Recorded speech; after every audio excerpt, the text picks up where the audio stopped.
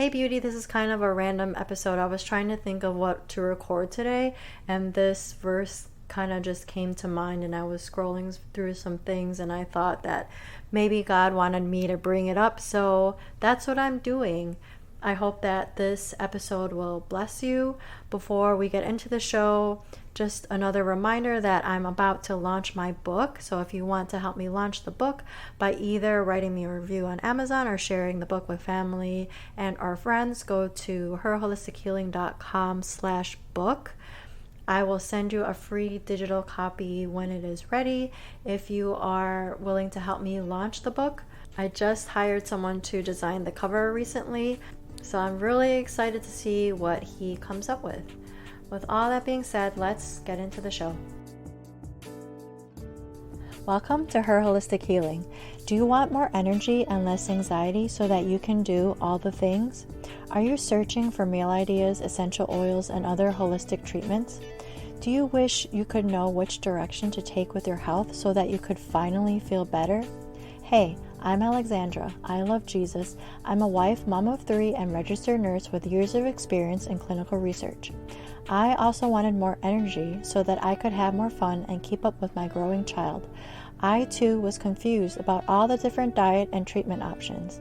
I too wanted to wake up every day and feel good, but I felt anxious because I couldn't solve the mystery of my health. Until God showed me that He is the source of true healing.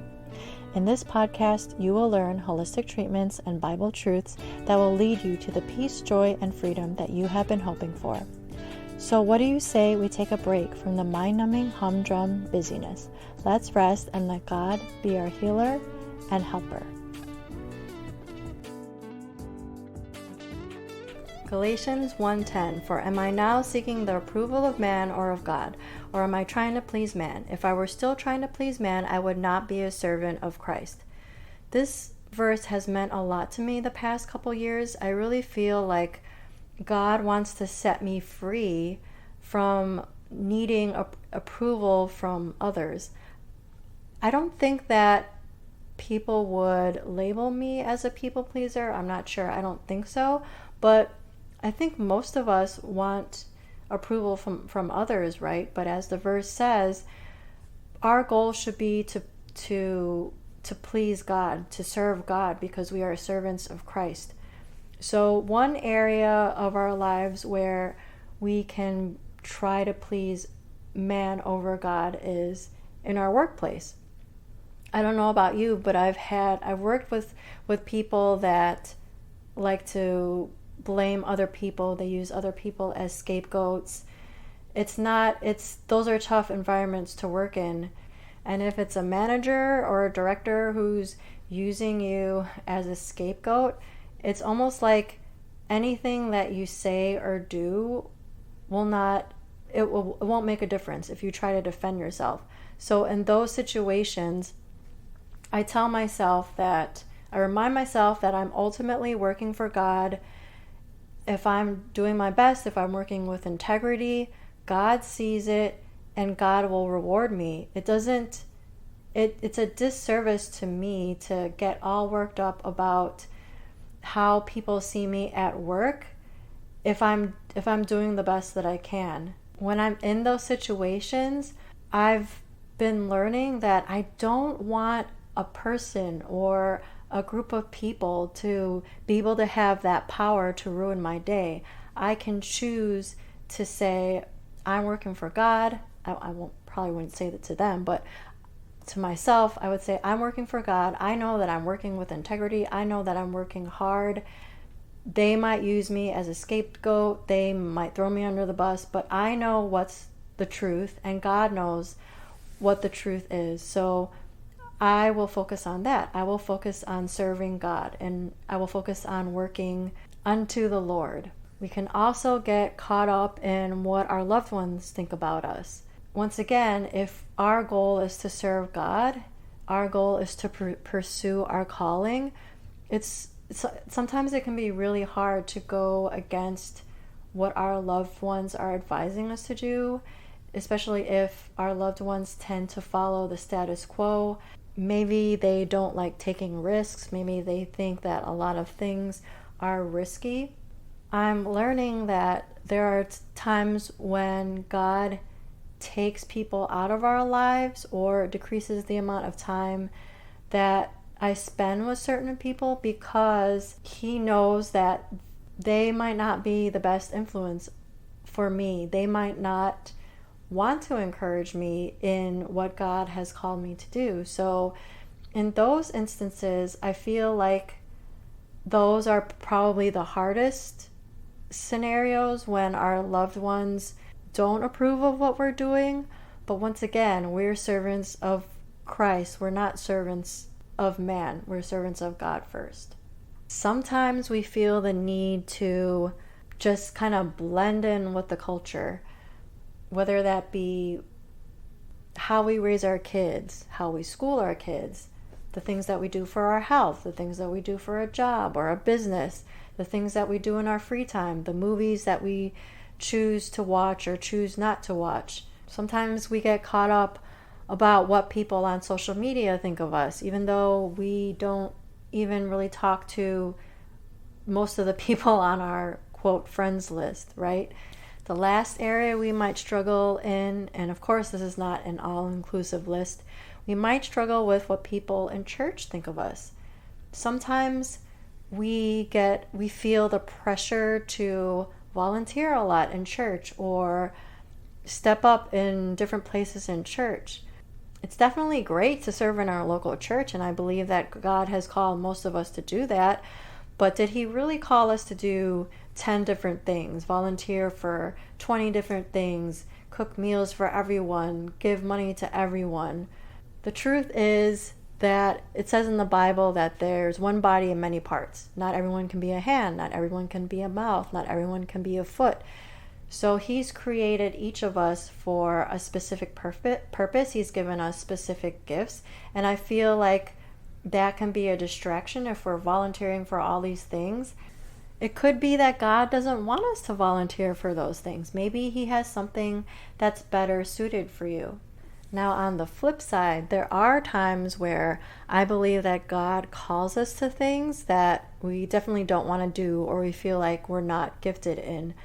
Just this past summer, I really didn't want to volunteer for the children's program because I had done it the year before and I felt like they had enough volunteers. There were plenty of people, and I feel like I'm not the best with little kids, so I had it in my mind that I wouldn't volunteer until the lady who works at our church, or she volunteers for our church, she asked if I could help again this year. And I asked her, do you really feel like you need help? And she's like, yeah, we always need help. So I told her I would think about it. So I prayed about it. And I feel like God wanted me to do it. I just felt this really strong sense that He wanted me to do it.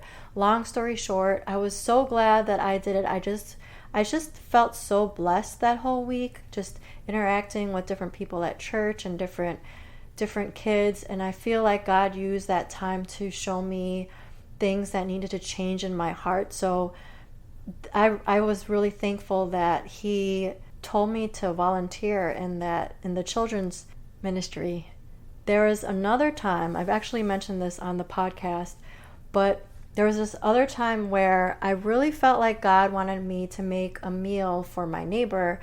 The wife was really struggling with her health, so I had this idea to make a meal for her, but I kind of forgot about doing it until maybe months later when I feel like God was really trying to push me to do it. I really didn't want to because I didn't have the ingredients. I was so tired. I didn't have the time, but I thought, if God's telling me to do it, I need to do it. So I went to the store. I got the ingredients. I cooked. I gave them the meal. I didn't even know if they would like it. That's part of the reason I didn't want to do it, because I didn't know what food, if they would like the food. I didn't know I thought they would think I was weird. I am not the best cook, but anyway, so I gave them the food. The husband was so grateful. He made our family a flan, which was delicious. But just this past week, they're actually moving to Spain. So they actually just started giving us all this furniture that they needed to get rid of. And it was such a blessing. I really feel like God wanted me to make their day with that meal, to show them that there was someone that was thinking about them, that there was someone that cared about them. And he used just that small gesture to bless us with this delicious flan and this furniture and these power tools, all these things that we needed, that we got for free from them because they're moving to Spain. So all this to say that it's always best to serve God. It's always best to seek God's approval, to be obedient to what he wants us to do, because that's when we'll have peace, we'll have his blessings. Even if our neighbors had not cooked us flan or given us free power tools and furniture, it still would have been worth it because they were happy that someone had thought about them. So I just hope that this encourages you to keep obeying God, keep living for God. Remember that you are a servant of Christ. Remember that God sees you. God sees your good works. He sees your efforts. Even if you feel like other people don't, he sees you. He loves you. People are fickle. People will always let you down. Even if you feel like you're getting approval from them now, they might not approve of you the next day. So let's just remember to live for God's approval and not for the approval of man.